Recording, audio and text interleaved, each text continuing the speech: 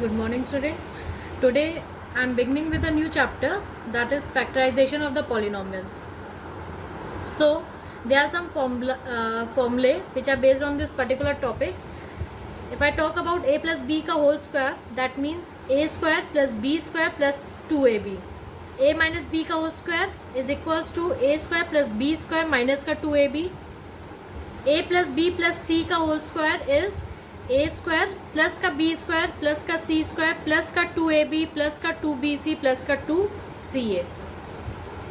Similarly a plus b का whole cube is equals to a cube plus का b cube plus का 3ab a plus b. a minus b का whole cube is equals to a cube minus का b cube minus का 3ab a minus b.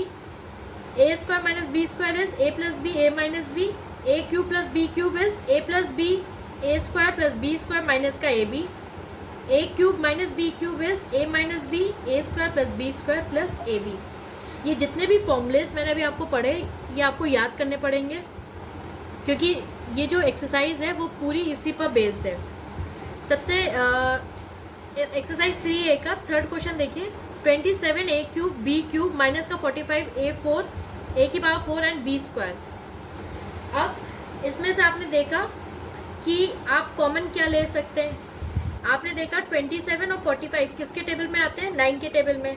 फिर आपने देखा है highest power कितनी है 4 और लोएस्ट पावर कितनी है क्यूब. मतलब दोनों दोनों टर्म में से अगर हम a क्यूब कॉमन ले लें और इन दोनों टर्म में से b स्क्वायर कॉमन ले लें तो क्या अंदर बचेगा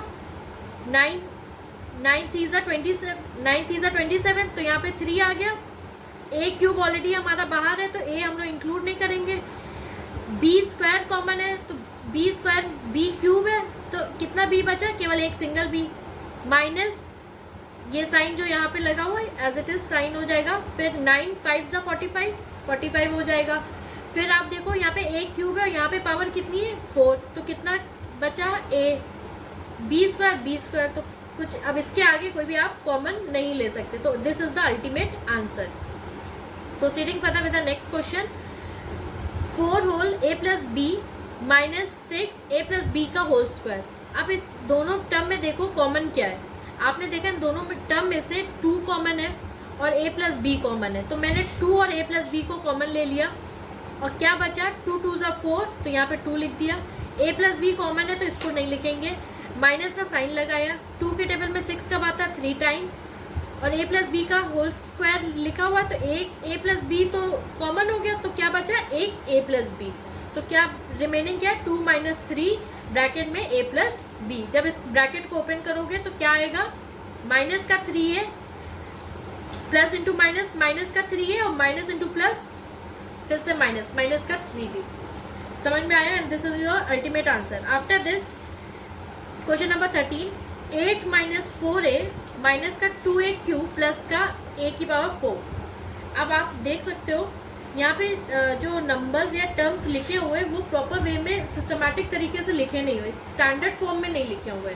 तो मैंने क्या करा, सबसे पहले इस पूरे इक्वेशन को स्टैंडर्ड फॉर्म में लिखा. स्टैंडर्ड फॉर्म क्या किसे बोलते हैं, एक डिक्रीजिंग ऑर्डर में पावर्स के हिसाब से हमें वैल्यूज लिखनी है. जैसे a की power 4 minus 2a cube minus का 4a प्लस का 8. फिर मैंने क्या करा, इन पहले 2 टर्म में से a क्यूब कॉमन ले लिया क्योंकि वही 2 चीज कॉमन हो रही थी. यहाँ इन दोनों में से a क्यूब कॉमन ले लिया तो क्या बचा a माइनस का 2. और इन दोनों में से क्या कॉमन ले सकते हैं, माइनस का 4 कॉमन ले लिया तो क्या बचा प्लस का 4 और माइनस का 2. तो a माइनस 2 यहीं से पता चल जाता है कि आपने फैक्टराइजेशन सही करा. क्यों, क्योंकि ब्रैकेट में जो चीज़ कॉमन होके अल्टीमेटली बच रही है उससे हम लोग पता कर लेते हैं कि हमारा चीज़ हमने जो फैक्टराइजेशन करा वो सही है कि गलत. तो a माइनस 2 एक ब्रैकेट में हो गया और a क्यूब माइनस 4 दूसरे ब्रैकेट में हो गया. इसके बाद 21 देखिए question number. A b x square plus का a स्क्वायर एक्स प्लस का b स्क्वायर एक्स प्लस का ए बी. अब आप देख रहे कोई भी इसमें सिमेट्रिकल कोई चीज़ समझ में नहीं आ रही है कि हाईएस्ट पावर क्या है और सारी पावर्स एक जैसी लग रही है. तो मुझे कॉमन सेंस अप्लाई करना पड़ेगा कि 4 टर्म्स है, इसमें कोई फॉर्मूला नहीं समझ में आ रहा कि कोई बन रहा है कि नहीं बन रहा है. तो मैंने क्या करा, पहले दो टर्म को एक ब्रैकेट में कर दिया, दूसरे दो टर्म को दूसरे ब्रैकेट में कर दिया, फिर इन दो पहले वाले दो जो टर्म्स थे इन दोनों में से देखा कॉमन क्या निकल रहा है, तो मैंने देखा a और x कॉमन निकल रहा है, तो क्या बचा bx प्लस का a, और इन दोनों में से भी क्या कॉमन निकल रहा था b, कैसा b निकलेगा, प्लस का b लेना माइनस का b लेना, वो इस पर डिपेंड होता है। अगर यहाँ पे प्लस का है तो यहाँ पे मैंने प्लस का b कॉमन ले लिया, तो क्या बचा bx प्लस का a। अब आप देख सकते हैं दोनों ब्रैकेट में bx प्लस a आ रहा है, तो इसका मतलब आपने फैक्टराइजेशन यहाँ तक सही करा, तो bx प्लस a एक ब्रैकेट में बच जाए, एक ब्रैकेट में लिखोगे और ax प्लस b दूसरे ब्रैकेट में लिखोगे। Proceeding further, question number 27, 2a square plus का bc माइनस का 2ab माइनस का ac। सेम, अब आपको क्या कुछ फॉर्मूला समझ में आ रहा है, कोई फॉर्मूला नहीं समझ में आ रहा है, तो आपने क्या करा, चार टर्म्स हैं तो आपने पहले दो और लास्ट के दो ब्रैकेट को एक मतलब लास्ट के दो टर्म्स को एक ब्रैकेट में लिख दिया। पहले दो टर्म में से क्या कॉमन देख रहे हो, 2 और a, तो क्या बच रहा है a माइनस b, और फिर दूसरे वाले टर्म को आपको थोड़ा सा अरेंज करना पड़ेगा, क्योंकि अगर पहले bc लिखोगे तो आपका जो a है वो नेगेटिव का आ रहा था, तो मैंने क्या करा माइनस, क्यों ये थोड़ा सा कॉमन सेंस लगाना पड़ेगा, क्योंकि यहाँ पे a माइनस बी आ चुका था, तो मुझे यहाँ पे क्या लाना था a माइनस बी, तो मैंने क्या करा पहले माइनस ए सी लिख दिया, उसके बाद मैंने प्लस का बी सी लिख दिया।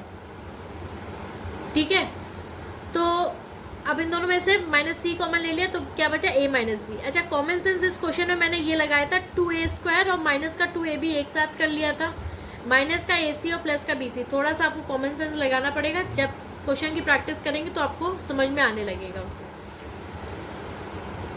जब आपने कॉमन लिया तो a माइनस बी और दूसरे ब्रैकेट में 2a माइनस सी बचेगा, यही आपका अल्टीमेट आंसर हो जाएगा। उसके बाद 33 देखिए, एक्स स्क्वायर माइनस ब्रैकेट में a प्लस बी का x प्लस का ए बी। क्या करेंगे, सबसे पहले इस ब्रैकेट को ओपन करेंगे, क्योंकि इसके बाद आपके पास कोई ऑप्शन नहीं है, तो एक्स स्क्वायर माइनस का a x minus into plus minus का बी एक्स प्लस का ए बी। फिर आपने क्या करा, इन दोनों में से x कॉमन ले लिया, तो क्या बचा x माइनस ए, और इन दोनों में से माइनस का b कॉमन ले लिया, क्योंकि यहाँ पे वाले टर्म के पास माइनस का साइन है, तो माइनस का b कॉमन ले लिया, तो माइनस माइनस प्लस, तो प्लस का x और minus into plus minus minus का a बचेगा। ठीक है, तो एक ब्रैकेट में आ जाएगा x माइनस ए और x माइनस बी। अब आपको करना क्या है, जो चैप्टर 3 है इसके एग्जाम्पल्स पहले पढ़ लीजिएगा, उसके बाद इन सारे क्वेश्चंस को करिएगा, तब आपको समझ में आएगा करना कैसे। अगर आपको कोई भी डाउट हो तो मुझसे पूछ लीजिएगा। And your homework for today is do the remaining questions between 1 to 34। कोई भी डाउट हो you are free to call. Thank you for today class.